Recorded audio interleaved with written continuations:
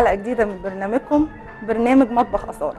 كل سنة وحضراتكم طيبين، وزي ما تعودنا بنقدم وصفات سهلة ومفيدة وأفكار إن شاء الله تعجبكم. النهاردة معانا اللازانيا. اللازانيا طبعا نوع من أنواع المكرونة، هي أكلة إيطالي. إن شاء الله نقدمها بطريقة سهلة وجميلة. اللازانيا عامة بنعملها باللحمة المفرومة، النهاردة هنعملها بالفراخ وهنقول المقادير وإن شاء الله تبقى سهلة وجميلة. معانا شرايح لازانيا بجيبها جاهزة من السوبر ماركت تبقى كده، ومعانا فراخ عشان طبعا هنعملها بالفراخ، ومعانا فلفل ألوان وطماطم وزيتون طبعا حسب الرغبة، ومعانا جبنة موتزاريلا أو تشيدر، ومعايا كريمة لباني، ومعانا لبن، ومعانا دقيق. هنشوف الوصفة إن شاء الله تبقى سهلة. طبعا البشاميل هنتعلمه مع بعض وإن شاء الله يبقى سهل. الأول هنبدأ بسم الله كده. طبعا البشاميل ناس كتير جدا يعني بتقول إن هو بيكلكع وبيبوظ معايا، فإن شاء الله نعمله بطريقة سهلة. نبدأ كده بالبشاميل. هنحط بسم الله الرحمن الرحيم 4 أو 5 معالق زبدة بالشكل ده، زبدة كده بس معلقة،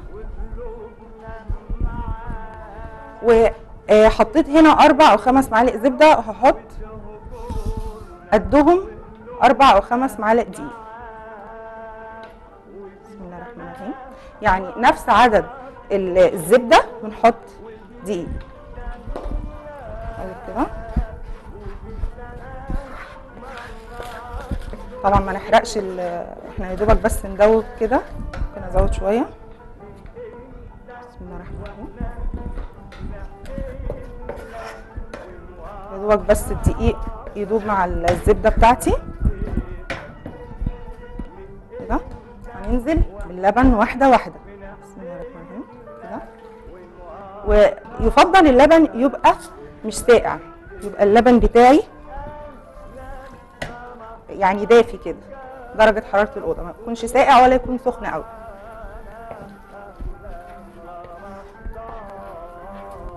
ننزل واحدة واحدة باللبن. طبعا بشاميل زبدة ودقيق ولبن ده أساسي، بس طبعا أنا عايزة طعم البشاميل يبقى أحلى، فهنقول هنضيف إيه معانا. أنا عايزة طعم البشاميل بتاعي يبقى كريمي، ما أحسش إن أنا يعني البشاميل لبن ودقيق بس، لا هنشوف هنزود ايه معانا. طبعا الكريمه اللباني، مش موجوده كريمه لباني ممكن نحط قشطه كده، ونقلب برضو.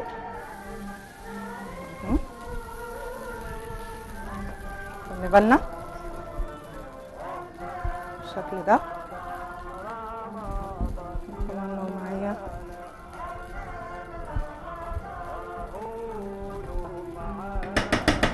هحط جبنه كريمي، جبنه دوبل كريم او اي نوع جبنه بحبها، ممكن جبنه نستو. انا بحب الجبن قوي بحب الجبن مع البشاميل، بتدي طعم كريمي كده جميل. هقلب كده، هزود اللبن واحده واحده.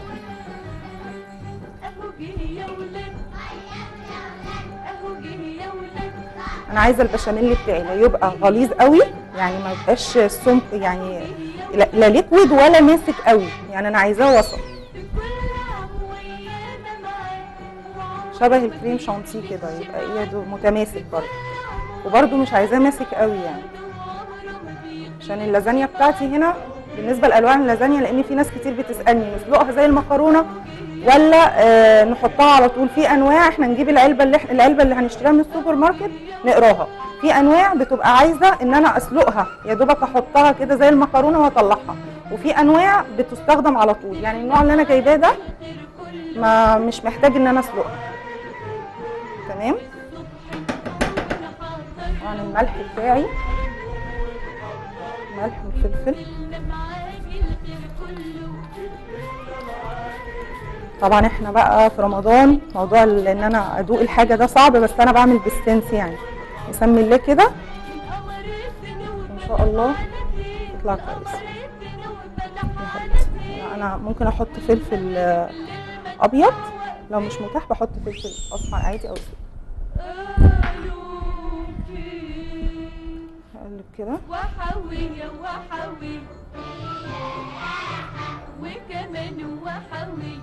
سهل قوي البشاميل. يبقى قلنا 4 أو 5 معالق دقيق، نفس كميه الدقيق زبده، بسيح الزبده بتبقى سايحه وبعدين بحط الدقيق وبقلبهم مع بعض يا دوبك يدوب الدقيق يشرب من السمنه، وبقوم نازله باللبن واحده واحده. تمام. وبحط اي نوع جبنه انا بحبها عشان يبقى الطعم حلو، طعم البشاميل بتاعي غني وحلو. جبنه نستو، جبنه تشيدر، جبنه موتزاريلا، جبنه بارميجان، طبعا المتاح عندي. المكرونات بتحب الجبن.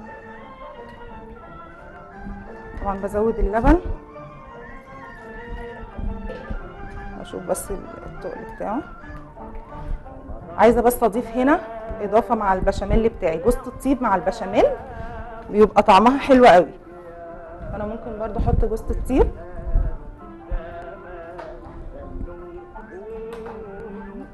جوز الطيب طبعا مش ما كترش جوز الطيب، يا دوبك كده بتدي طعم جميل قوي. انا بحبها دايما مع الكوارع والبشاميل. في اكلات تانية جوز الطيب طبعا فوائدها حلوه، بس يستحسن ان انا ما ازودهاش. كده هنقلها بس هنا وابتدي صغيره كده تجمع بس معايا بس اقلب بيها اسرع.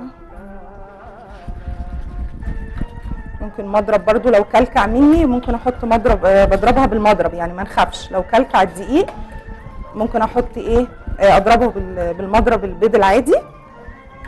تمام. وممكن ازود مرقه، ممكن ازود شوربه لو عادي مثلا اللبن ما قضاش، يعني عندي كميه لبن قليله ممكن احط كوبايه لبن مع كوبايه شوربه ويبقى جميل برضو على فكره. الشوربه او المرقه، مرقه الدجاج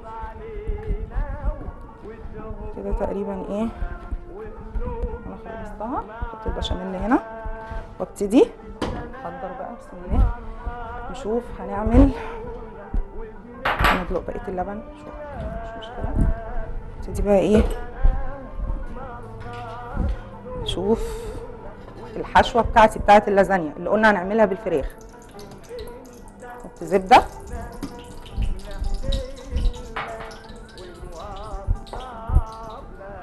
ونحط البصل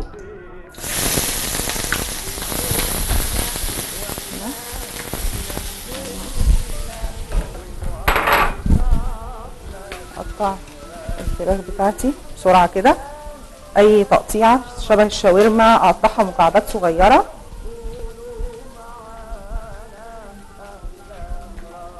هوريكم تقطيعه كده عاديه. وهنحط مع الحشوه بتاعتي فلفل الوان جميل، اللي انا زي ما قلت لكم انا بحب دايما ادخل الفلفل الالوان او الفلفل في اكلي، بيدي لون كده وطعم. اهو ادي كده. انزل الفراخ اقطعها تقطيعه كده عشوائيه. عايزه بس الحقها قبل هدي بس النار بتاعتي عاليه شويه.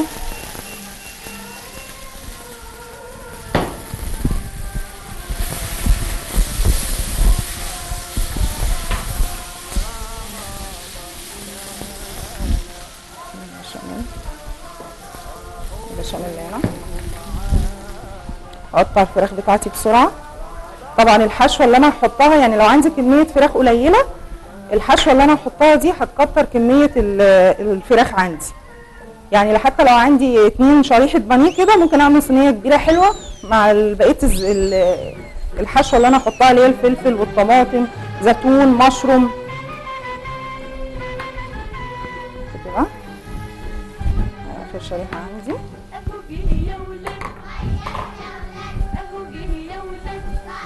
اقطعها كده زي الشاورما. على فكره طريقه الشاورما تقريبا شبه حشوه يعني انا كده عامله لازانيا حشوة الشاورما شبهها، يعني لو سويتها كده وحطيت عليها زي ما هوريكم دلوقتي وحطيت عليها طحينة هتبقى خلاص شاورما. يعني تقريبا نفس كده. خلاص انا حطيت كمية الفراخ بتاعتي،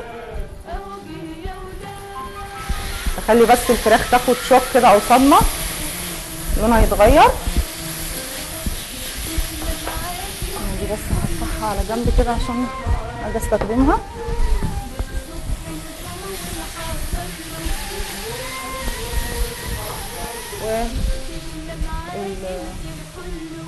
والفلفل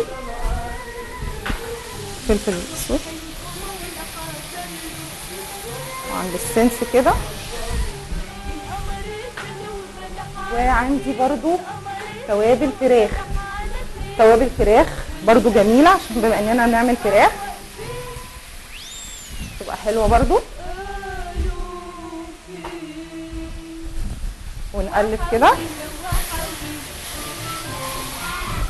الفراخ بس ايه يا دوبك تاخد لون. تمام. وهننزل بقى بالفلفل اللي هو الالوان اصفر واحمر واخضر. شايفين اللون جميل ازاي؟ العين بتاكل برضو. ممكن زيتون على حسب الرغبه، ممكن مشروم. المشروم يعتبر من الحاجات اللي ممكن ازودها مع الفراخ او اللحوم. حط الكميه كلها. بصوا هتزود، يعني ما بحط الخضار ده مع الفراخ او اللحمه بتزود لي الكميه. انا ممكن اعمل صينيتين على فكره، يعني قد كميه الفراخ ممكن احط خضار.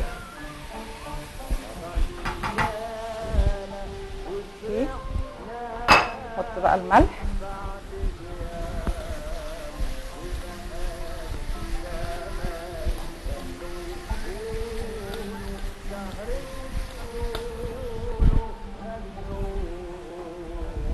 واقلب.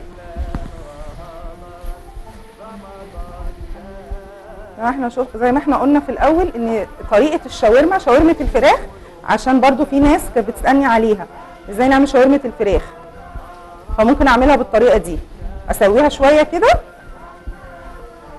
وبعدين في نهايه السوا اقوم ممكن ضايفه عليها معلقه طحينه، وممكن برضو اجيب فحمه واحطها كده بزيت تدي ريحه الشوي بتبقى جميله. ممكن اسويها على الجريل.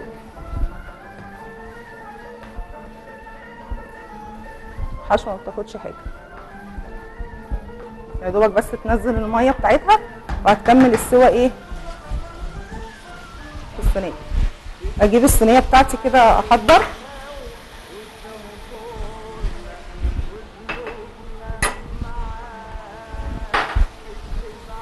تقريبا خلاص. يبقى انا عملت البشاميل وعملت ايه الحشوه بتاعت اللازانيا اللي هي بالفراخ، اللي قلنا فراخ ننزلها في السمنه ونحط الفلفل، اي اضافات انا بحبها، مشروم، فلفل الوان بالشكل ده، طماطم كده. تقريبا خلاص.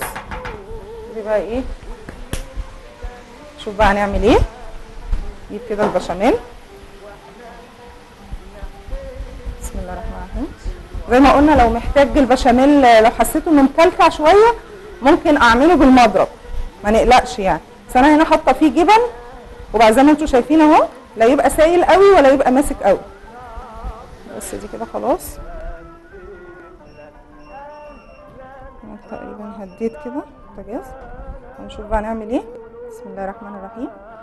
هنحط في الصينيه كده شويه بشاميل. الجبنه دي يا جماعه المكلكعه دي جبنه، ما تقلقوش يعني. زي ما قلنا اي نوع جبن تفضلوه حطوه، تدي طعم جميل قوي وكريمي. وادي اللازانيا بتاعتي. افضي بس كده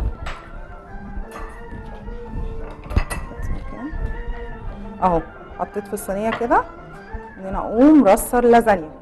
زي ما قلت لكم اللازانيا دي ما بتحتاجش ايه، ما بتحتاجش ان انا اسلقها. واحده كبيره كده بقوم ايه اسميها كده، ما نرميش حاجه يعني كده. تمام. يبقى احنا حطينا في قعر الصينيه عندي كبشه بشاميل، وبعدين حطيت اللازانيا بحط برده كميه بشاميل كده. على فكره البشاميل لما بيبقى كتير في المكرونات بيبقى افضل، يعني بيبقى طعمه احلى. نحطها كده. صدقوني البشاميل مش صعب، فيه بنات كتير جدا بتستصعب البشاميل. اللي انتوا شايفينه ده الجبنه، ما تقلقوش، دي الجبنه اللي انا حطاها. تمام. وبعدين انا ممكن اعمل طبقتين وممكن اعمل طبقه. انا هحط كده ايه اهو زي ما احنا شايفين. شفتوا الحشوه زادت، وحاطه كده كده. لو الصينيه عاليه شويه ممكن اعمل طبقتين، بس كفايه طبقه كده اهو. كلها بس كده يبقى طبقه بشاميل، لازانيا، بعدين بشاميل، وبعدين الحشوه، وبعدين عندي ممكن نحط برضو جبنه، اي نوع جبنه. بحب الجبن قوي في البشاميل. وبعدين برجع اقفل بقى على الحشوه بتاعتي الجميله دي، قافلين كده المنظر ده. بسم الله الرحمن الرحيم كده اهي. حطها باي شكل كده جنب بعض.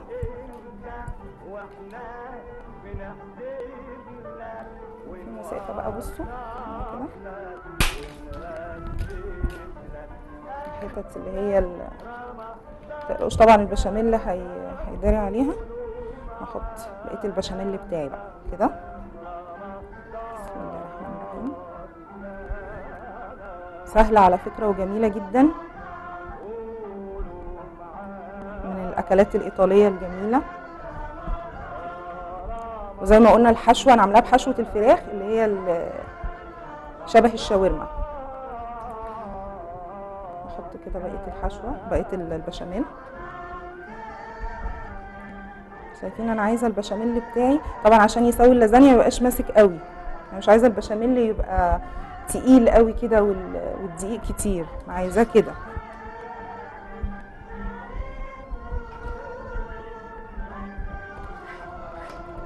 خلاص كده ناخد بس الكميه دي، ما نرميش حاجه.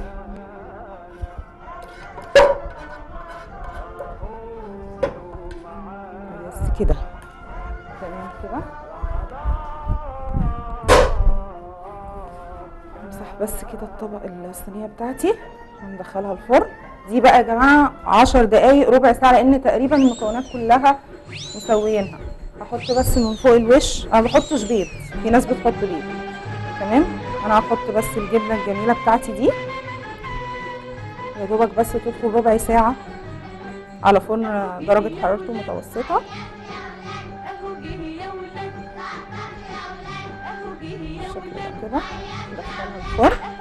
انتوا شايفين بس ايه عشان ما يتحرقش في الفرن الاحرف بتاعت الصينيه. ندخلها الفرن بتاعنا على درجه حراره متوسطه. بسم الله نحطها تحت وبعدين وعملنا اللازانيا بطريقه سهله وجميله. نطلع فاصل ونرجع نشوف الوصفات بتاعتنا. استنونا.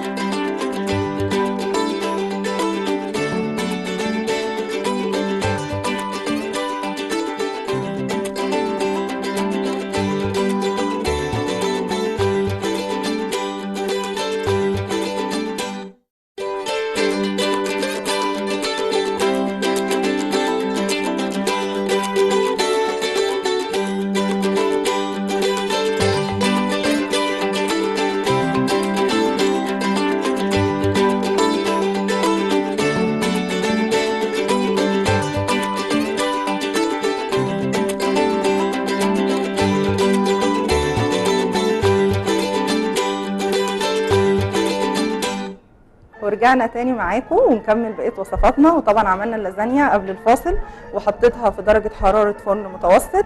انا بس عايزه اشوفها، ارفعها فوق شويه بس حاجه امسك بيها.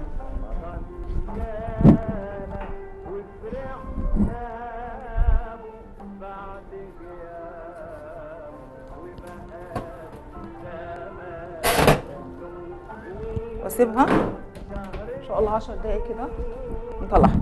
نيجي نشوف معانا الوصفه الثانيه وهو سموزي اوريو. طبعا ده مشروب جديد، متعودين طبعا على المشروبات التقليديه. انا بحب دايما المشروبات اللي هي الغريبه شويه. جميل جدا ومغذي وحلو قوي للولاد. هنشوف هيتعمل ازاي. معانا هنا المقادير، كوبايه لكوبايتين لبن حسب الكميه طبعا اللي احنا عايزينها. معانا سكر، معانا بسكوت اوريو شوكولاته جيبه جاهز، ومعانا ايس كريم للتزيين، ومعانا كريم شانتيه، ومعانا ايس كريم بقى. هنشوف هيتعمل ازاي. نحط كده اللبن،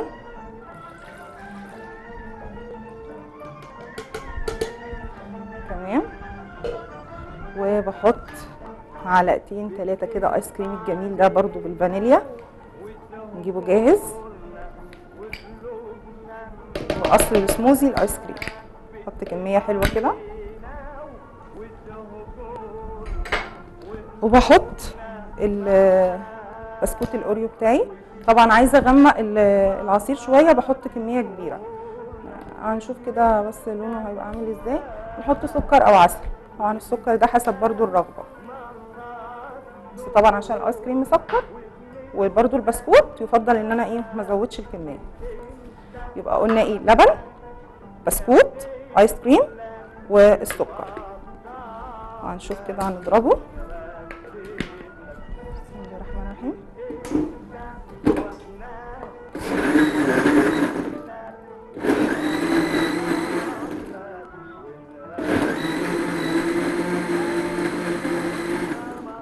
اعتقد لونه كده كويس، ممكن ازود واحده اغمقه شويه.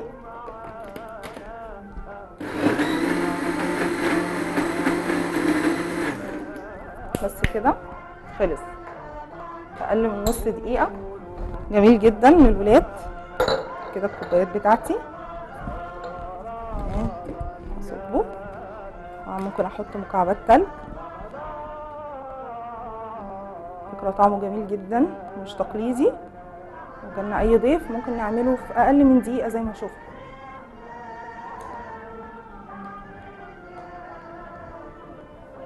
كده.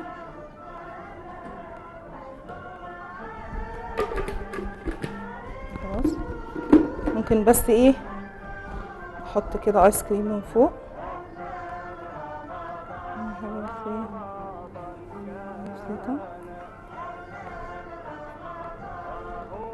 كشكل بس كده.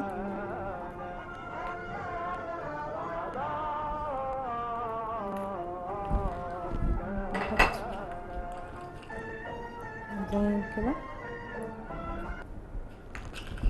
دي للزينة مش اكتر يعني. بس طبعا ايس كريم سايح.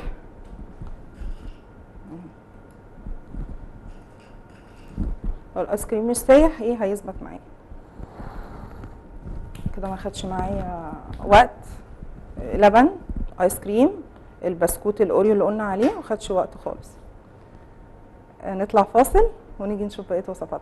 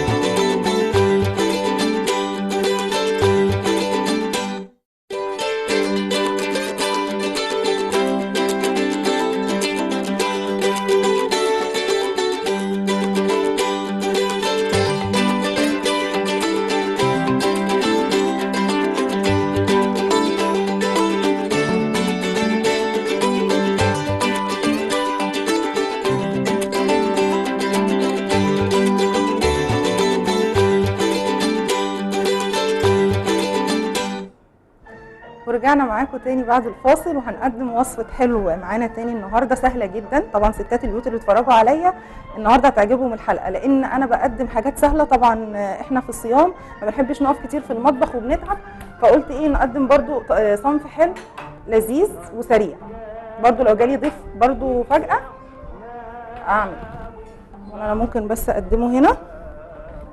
تمام، هقول المقادير بسرعة. معايا برضو بسكوت، نوع بسكوت بالقمح، بيبقى الحجم ده سادة. ومعايا هنا لبن بنسكافيه، ومعانا صوص شوكولاتة. تمام، ومعايا اي حاجة للتزيين. هنا جايبة جوز كده مبشور، تمام، لوز مبشور اسفة. وهنشوف الوصفة هتتعمل ازاي، سهلة برضو جدا. معايا ايس كريم بس كده. شوف انا هعمل الوصفه ازاي. هغطس بس البسكوته دي كده بسرعه في الايه، في اللبن والنسكافيه. هو شبه التروميسو بسرعه هنا بس عشان الجو حر. وبحط كده، بنزل بالكريمه، كريم شانتيه عادي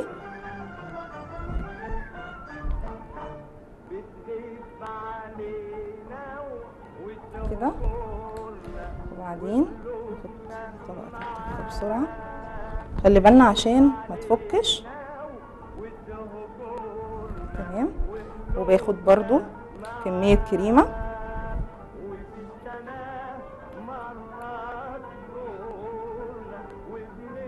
كده بسيطة. وهنا برضو بسرعة يا دوبك وغطسها في اللبن والنسكافيه. انا هعمل لكم مره وصفه تروميسو تقريبا شبه كده بس بنوع بسكوت تاني. تمام، اعتقد كده كفايه. عملت كده 3 طبقات، وبعدين ازينها كده بالايس كريم. تمام ماشي. وبعدين نجيب صوص شوكولاته كده، ننزل كده بصوص الشوكولاته.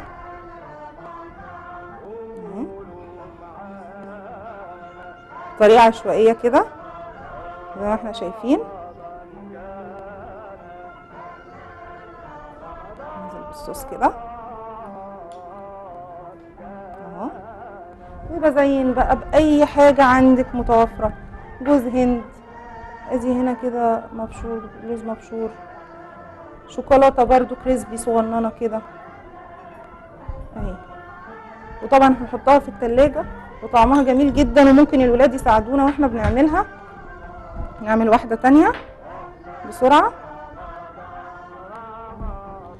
كده. بس عايزه عامله ده. يبقى هي بسكوت. هبص بس لللازانيا عشان نسيناها. هدي عليها خلاص بتغلي، هتاخد وش بس وبعدين اطلعها. ما ننساش بقى نركز كده عشان ايه حاجه ما تبص مننا. عينينا دايما كده على الحاجه عشان ما تبص كده. سيب ده دلوقتي ايدي. هنعمل بقى ايه زي البسكوته الاولانيه. هوريكم الطريقه سهله جدا. بسكوته في لبن ونسكافيه، وبعدين احط الكريمه بتاعتي كده،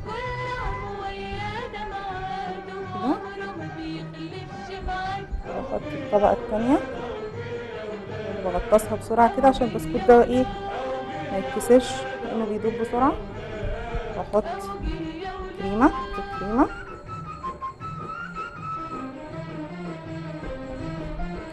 وصفه سهله جدا وممكن الولاد يساعدونا فيها. ولو جالنا ضيف برضو، ان البسكوتات دي بعمل بيها وصفات كتيره جدا وسهله متاخدش وقت كده اهي. عملت ال3 طبقات، وهاجي اللي هي امسح بس كده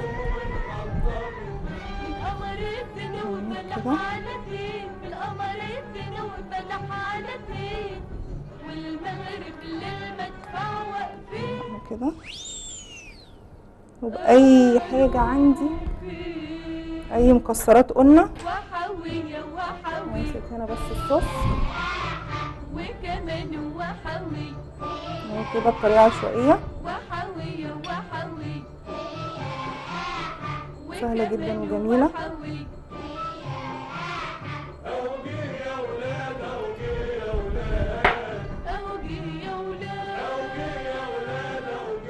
بص على الفرن برضو. خلاص اللازانيا خلاص يعني دقيقتين بالظبط وهنطلعها، مخدتش حاجة، 10 دقايق ربع ساعة على درجة حرارة متوسطة. ممكن نعمل واحدة كمان بس عشان نكمل المنظر كده. اهو بسكوت في لبن ونسكافيه، تمام، وكريمة، الكريمة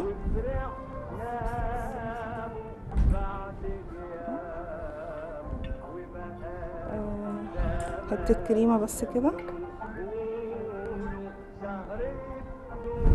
بس اشوف معلقة بس، هي بس معلقة تانية تساعدني عشان الايس كريم الكريمة كانت في التلاجة، كنت هحطها في التلاجة قبل الحلقة فمسكت شوية، تمام. وواحدة تانية كده بسرعة، وبعد كده احط طبقة كريمة تاني.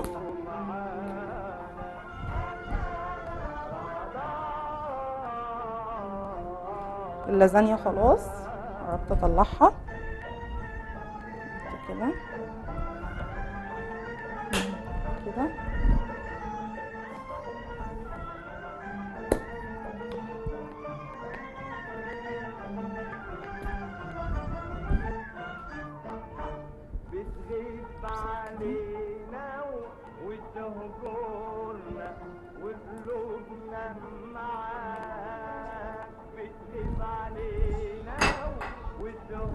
واحط الصوص، اظبطها بس كده.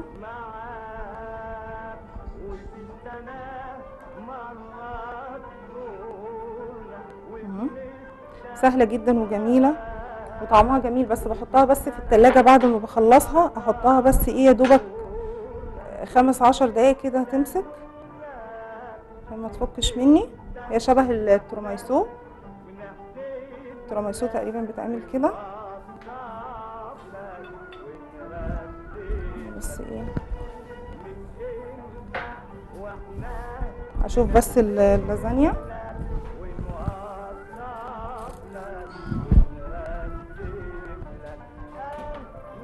خلاص كده. اللازانيا كده،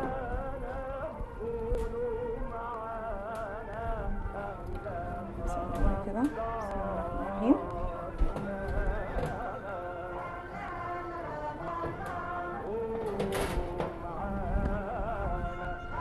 ادي اللازانيا بتاعتي وشها احمر اهو من غير ما احط بيض او حاجه. نفكر بعض كده عملنا ايه النهارده بسرعه. هنضف بس مكاني كده بسرعه. عملنا النهارده اللازانيا بحشوه الفراخ. هشوف بس حاجه زينه بسيطه كده. عملنا النهارده اللازانيا بحشوه الفراخ بتاعتي اللي هي بالفراخ والفلفل الالوان. عملنا البشاميل حطينا عليه جبن زي ما شفنا، سهل جدا، ما تخافوش لو كلكع قلنا نضربه بالمضرب. وعملنا كده بسكوت برده سهل اسمه بسكوت بالكريمه والصوص الشوكولاته، سهل جدا. وهجيب العصير بتاعي بس حطيته في الثلاجه، حطيت العصير بس عشان الحر. والعصير السموزي الاوريو اللي هو باللبن والايس كريم وبسكوت الاوريو. اتمنى الوصفات تكون عجبتكم ويا رب تجربوها، صدقوني سهله مش هتاخد وقت معاكم. وانتظروني ان شاء الله في حلقات جديده. اراكم على خير.